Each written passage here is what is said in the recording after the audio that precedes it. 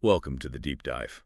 Today, we're plunging into a recent, pretty captivating clash on the football pitch. We've basically gone through a stack of sources, match reports, some detailed analyses, historical data, you name it.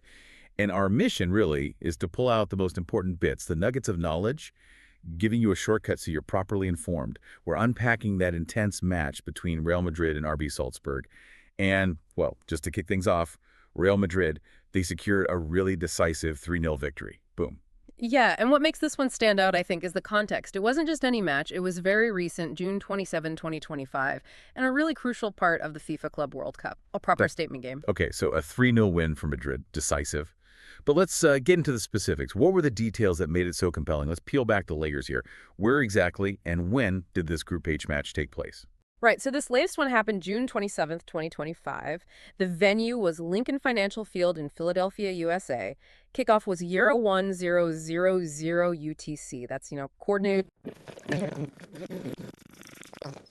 And yeah, it was absolutely a key Group H, round three match in the Club World Cup. And Madrid certainly, well, they made their presence felt with that 3-0 scoreline. And just a quick clarification on that date for you listening, you might have seen some places like ESPN maybe listing it as June 26. Our dive into FootMob and SofaScore confirms it was that 01.00 UTC kickoff on June 27th. Just a classic time zone difference thing causing that apparent, confusion. The actual match date is the 27th. Okay, now the goals. SofaScore has Vinicius Jr. hitting the net in the 40th minute. Then Fede Valverde had another just before halftime, 45 plus 3.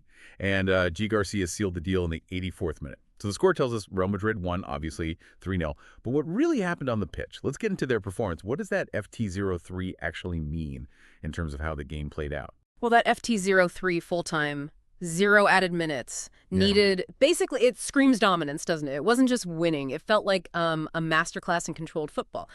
We saw from sources like Managing Madrid, good fan site, that when they highlighted Madrid's high press, they really stifled Salzburg's midfield, forced turnovers high up. It's becoming a bit of a signature under Xabi Alonso, that tactical approach. And Vinicius Jr., he was quite rightly named the MVP. Tireless effort, decisive impact.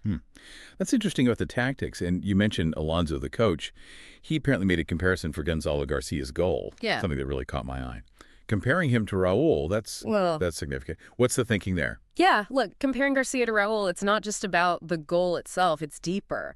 Alonso's flagging Garcia's movement off the ball, his knack for finding space in tight areas, that composure. Those are the qualities that, really defined Raul for Madrid, especially in big games, knockout games.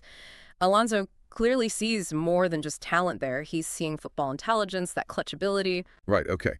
So, putting it all together, what does this actually mean for Real Madrid in the tournament? This wasn't just ticking a box, was it? No, absolutely not. This match, this win, it closed out the group stage for them. It was a massive statement, showed they're ready, they're in form, heading into the knockouts of the Club World Cup. They look very prepared. And this win, it doesn't exist in a vacuum, right? It fits a bigger picture. Huh? What does the history between these two clubs tell us? Does it back up this idea of Madrid's dominance? Yeah, if you step back and look historically, it's quite revealing, actually. Since 2019, Real Madrid and RB Salzburg, they've only played twice, just 2 matches.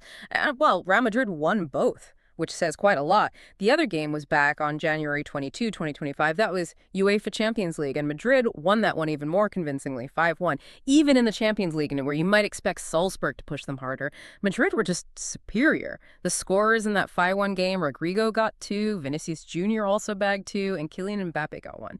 Quite the lineup. Wow, okay. So, if we pull together the head-to-head data, say from A-Score or UEFA.com, the story's pretty clear then.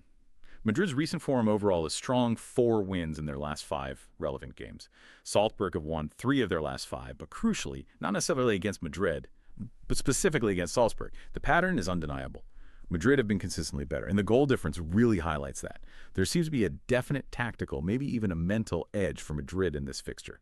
So just to quickly recap, a powerful 3-0 win for Real Madrid over RB Salzburg on June 27, 2025. And this result just kind of extends that pattern of historical dominance they seem to have over Salzburg. Absolutely. And this, I think, leads to a really interesting question for you, the listener, to think about. Given this dominance, the strategic play we've seen from Real Madrid in these high-stakes games recently, what does it signal for their overall chances in the FIFA Club World Cup? And maybe more pointedly, what specific challenges does this kind of performance pose for the other teams they're going to face now in the knockout stages? Yeah, that's a great point. How do other teams even try to counter that? It really sets things up nicely for the next rounds. Okay, brilliant. Thanks for diving deep with us today. We'll catch you on the next one.